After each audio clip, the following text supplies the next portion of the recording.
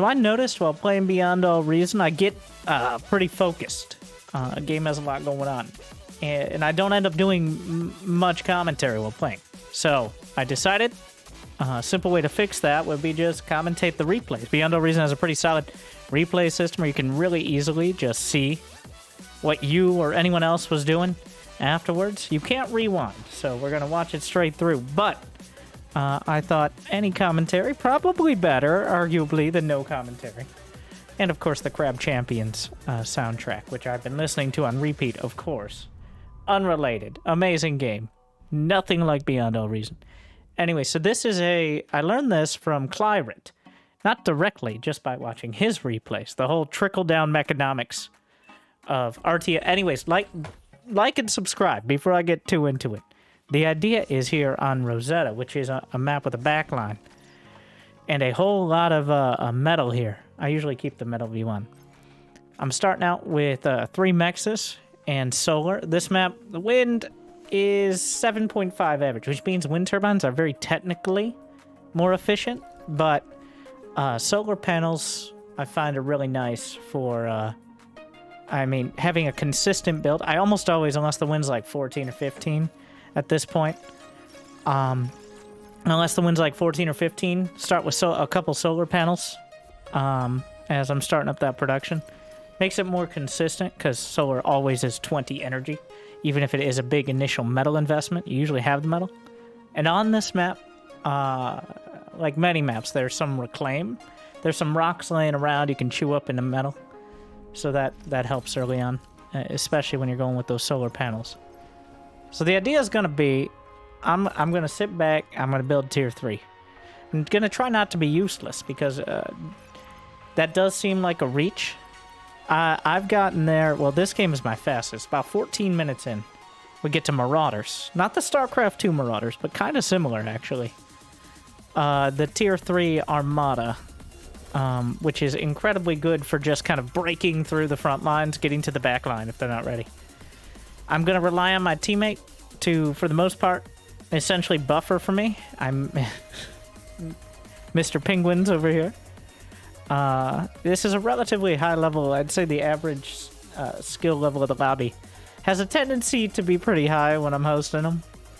But well into the 20s, so well past like your starting level. I'd say probably like the equivalent of like diamond-ish in StarCraft 2. So anyways, but that doesn't mean I'm not going to make any units. I'm going to make 3 very specific units on tier 2. I'm just going to tell you right now.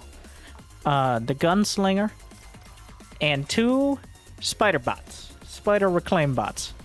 Now, I would have never known these things without watching Clyrit, who is now the #1 ranked team player. But the Gunslinger is a tier 2 Armada bot.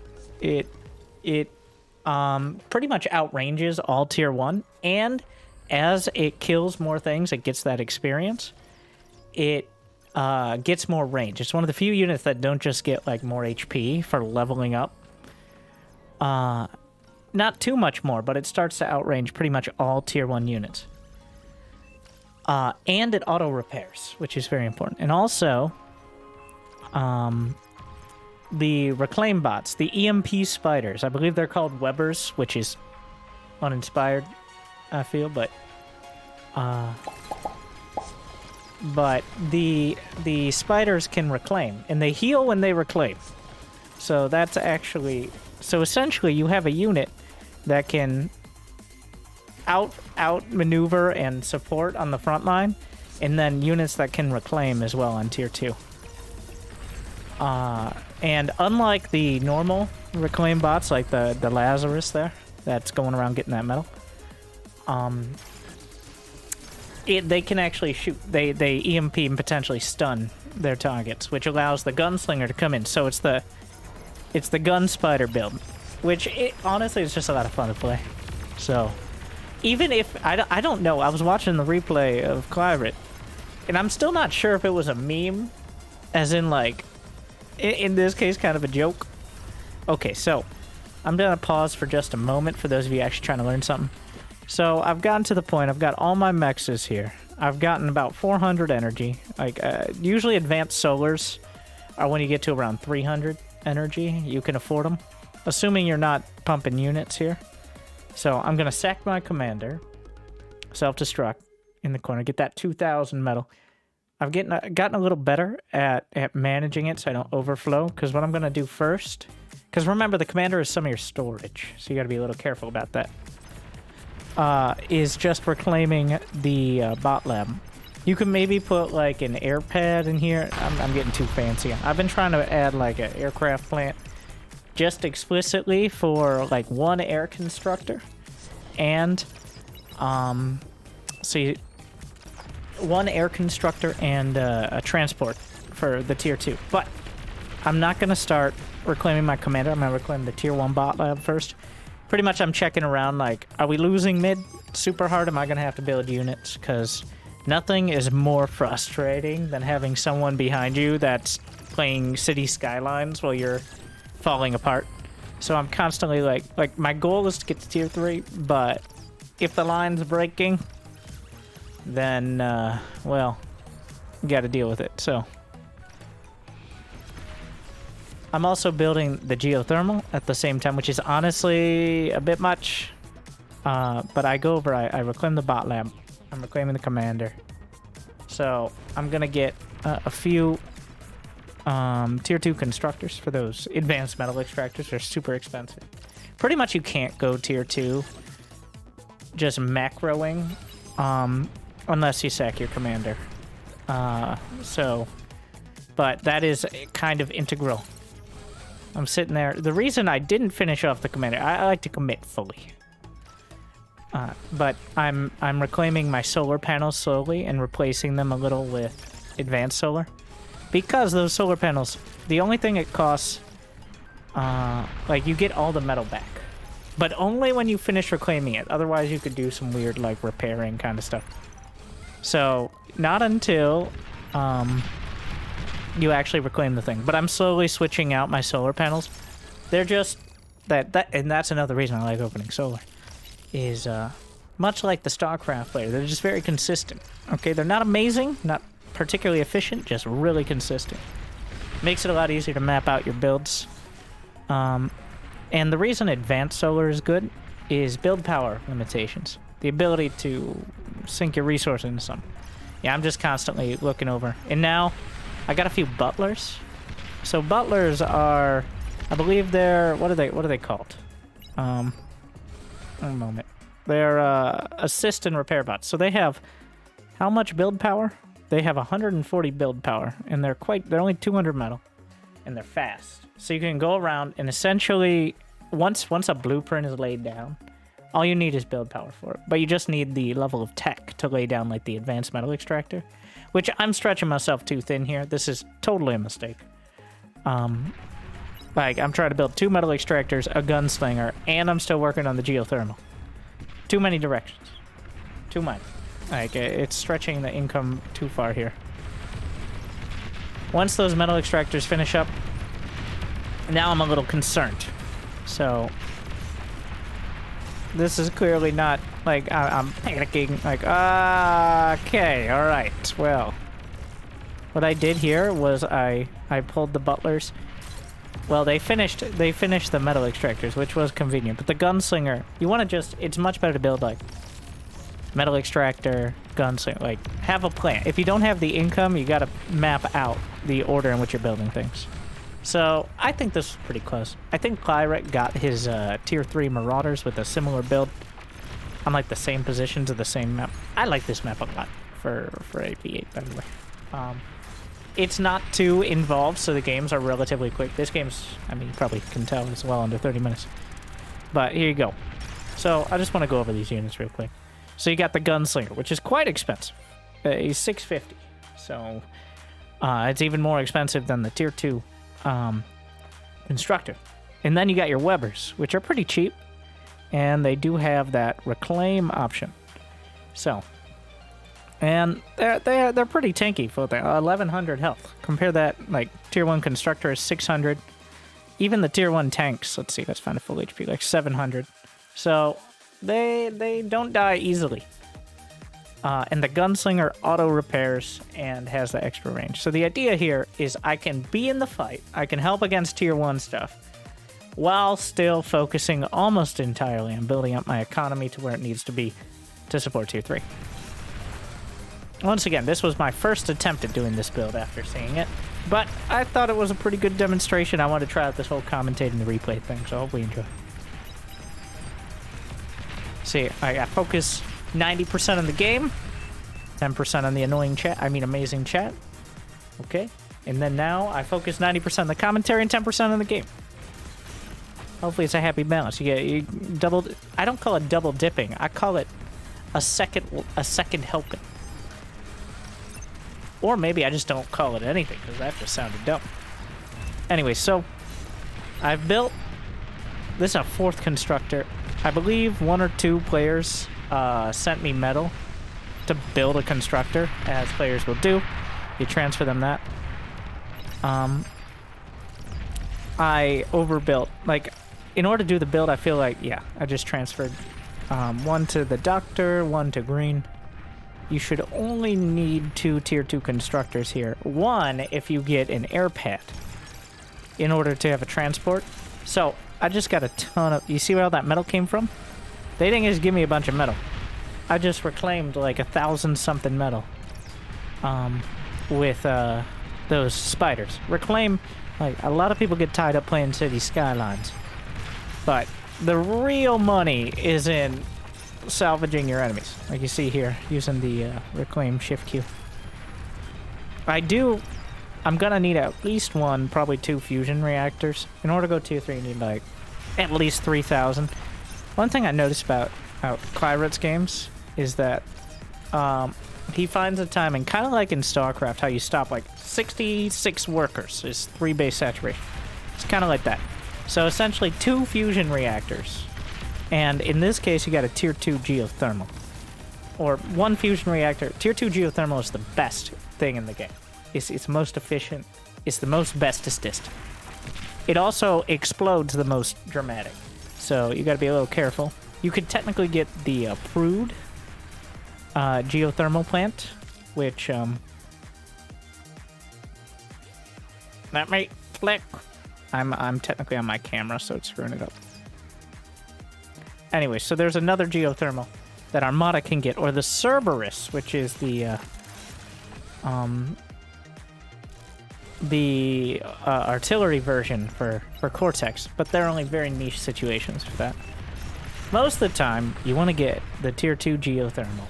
And if it explodes, well, you're probably screwed anyways, because that's probably a bunch of your metal income. So just get that. So I'm getting the fusion. I've built like 5 or 6 butlers.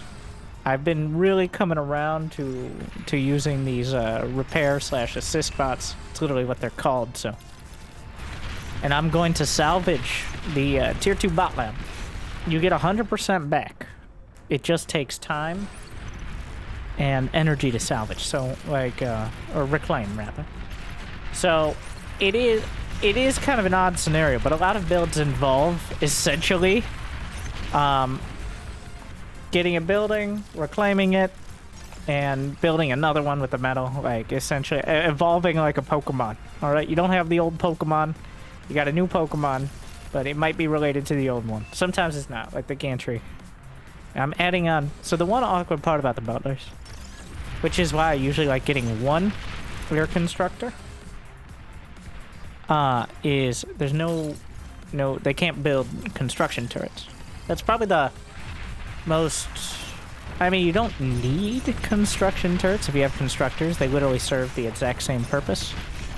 But at some point, I feel like you really just get the construction turrets. Like everybody, not too many, because at some point, like, they can only spend so many resources at once. But I think for tier 2, like if I was building tier 2 units, I'd probably have 5 or 6, about 1,000 build power between them. If I couldn't afford that, I just need to get more income. For tier 3, I think you need, well, so the experimental gantry, which is kind of a weird name, but it costs, what is it, 8,900? Something obscene. A lot of mineral. 7,900. Okay, so obviously that's the biggest investment there. So even though some of the units are relatively like the Marauder, which I'm queuing up right now, is only 970 metal. It still enters being insane. That's what I do. That's what I do. I guess we have spectator chat on here, which I don't usually have on. Okay. All right, my friends. As much as I... you get everything in the replays. Oh. So the idea here is the mid line is held. So, like, if the bot lane was breaking, or getting overrun, or, like, wasn't pushed past the halfway mark, I'm don't know if well, it really depends. It depends. Also, I should have gotten the timing for anti-nuke. On most maps is between 12 and 14 minutes. I'm not a huge fan of the nuke rush strategies, but they can work. And if you don't get anti-nuke by, like, so the quickest nuke rushes on more macro-oriented maps, like Ice Cream, is like 12.5 minutes or something disgusting if they're on point. Whereas on maps like this, I think it's a little later because you just can't get quite as much. Unless they... I don't know the math if people are actually coordinating to send money and all that, but... Anyway, so we got the gantry. Right now, my energy is about 4K. I'm watching my team. So at this point, I'm feeling like, yeah, this is... So a lot of these eco builds aren't focused around like a big... like a juggernaut rush or something. But I really like the timing builds. This is essentially, I think, the equivalent... I guess a StarCraft 2 equivalent would literally be just... It's not a great... I guess it's more like Cyclones, the Marauder. Like, they're pretty fragile, but they're quick. And if it's going to be hard to deal with them if they get behind your lines. Honestly, the Marauder is kind of like the Marauder in StarCraft 2. It's like a big, strong Marauder. It even feels the same to Micro for me. Like, it's just, instead of being like a bunch of different units, it's just one is worth like the strength of 5 or 8 SC2 Marauders. Anyways, so you see right now I've got minus 86. I want to point out the converter widget up here. So that shows how many of my energy converters are making metal from the energy I have. Tier 1 energy converters convert 1 metal out of 10 energy. Oh wait, no, that's not. Is that right? Once again, I'm gonna have to do some math. Don't judge me. No, that's not right. I think that's the ratio, but... So 600 energy becomes 10 metal. So let's just say about 1 to 60 there for advanced, whereas tier 1 is 1 to 70. But very key, tier 1 does not take... So it's about 1/7 less efficient. Don't get me on that math. But it only takes 1 metal. So I'm spamming the tier 1 converters because I have plenty of energy, but I have no metal. So the startup cost of the advanced converters isn't worth it compared to, you know, getting more metal now. I'm not here for statistics. I'm here for... I like this build a lot because it can take advantage of your teammates doing well. And if they're not doing well, you still have an opportunity to just stop at any point. Like, I could have stopped at tier 2 and built, like, hounds or something to support. It feels nice to be able to just kind of cut off and find a timing. It is pretty micro-intensive, both, like, the fact that I didn't find many opportunities to use the Gunslinger this game because my teammates were doing so well. If we were getting pushed, though, the Gunslinger is very good for holding, like, anything that breaks through. So, like, 10 grunts get through, Gunslinger is about as fast as them, so it can just out-micro them. So here, T3 has arrived, yes. That's usually a huge moment.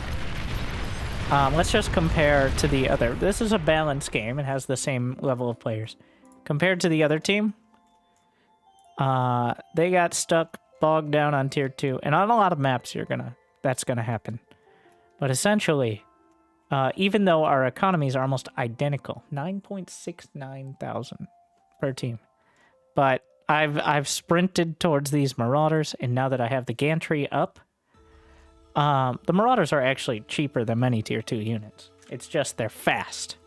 Just real quick, they have and they also have an anti-air attack.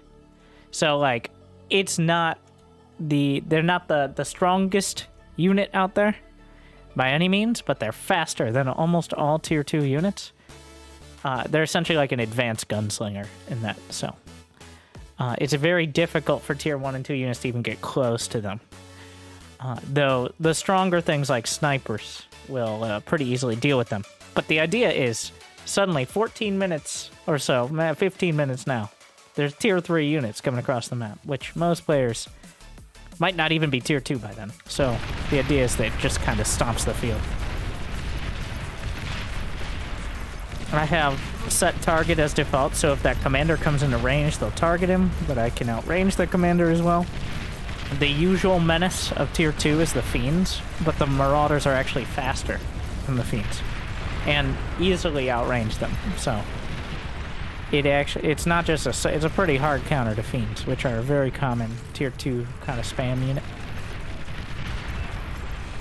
Yeah, I don't think this is unless you're kind of understand the reclaim mechanics and such, I don't think this is necessarily a build to break out, but knowing that this is possible, I think is about it. This isn't supposed to be a guide. I'm just trying to make it a little more entertaining. I'm just commentating because I don't usually commentate. If I uploaded the VOD of this, then it would have just been me sitting there, staring intently, trying to out-micro Fiends with Marauders and looking like a sweaty tryhard. And succeeding, thank you very much, but as I'm constantly looking at the minimap as well. So in order to do like a split, I'll drag out a half circle or a full circle, and then the units will automatically split in different directions. Also, I'll do a lot of just splitting units off the control group. I think I have them auto grouped to 1. But using that control tilde to split it off and then just sending one Marauder out. But as you can see, those Fiends are really struggling. The turrets, don't be intimidated by light laser turrets. Okay, they're just there to discourage, essentially grunts. That's about it. This is very satisfying. It's at this moment I'm like, oh yeah, I found a new build I like. Where they're just ripping through the base. I think I lost 1 or 2 in going through the units and the base. Of course, my teammates holding the line strongly.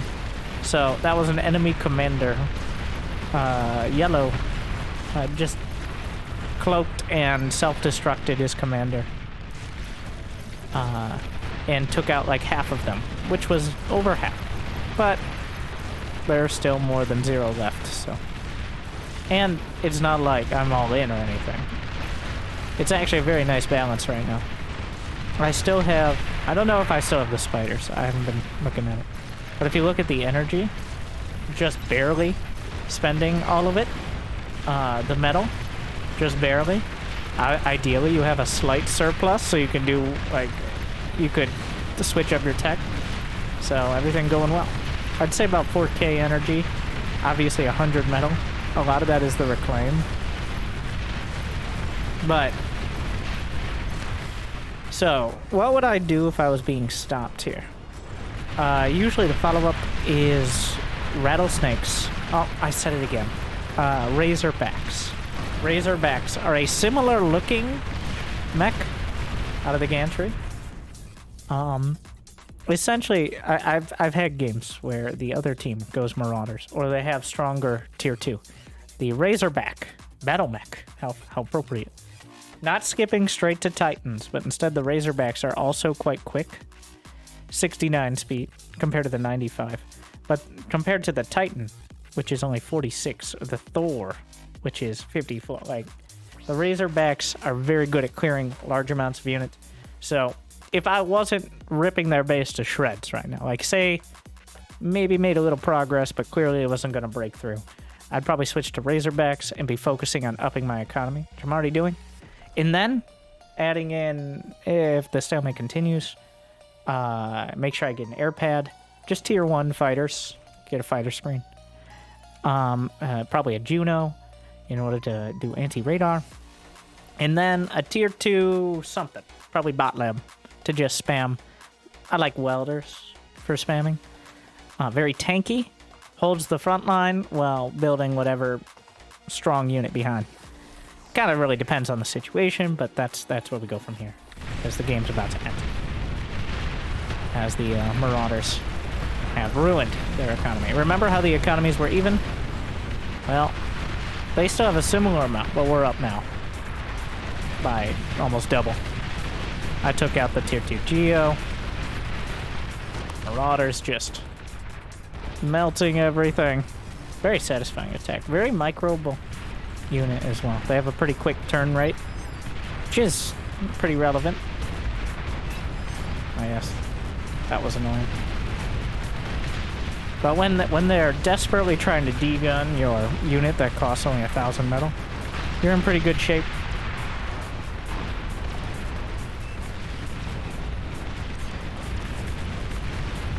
Oh, the Gunslinger only got 7 kills, so definitely... the Gunslinger is not great against tier 2. It's mostly for bullying tier 1. Because of your quick T2 play. I have no idea where the spiders went. Or if they're still alive. I like the spiders, but only because they're spiders and they're fun. I mean, they have reclaim and all that, but... So, this turned a slight advantage and just ripped the game wide open in 3-4 minutes. I mean, now it's just cleanup duty, right? So.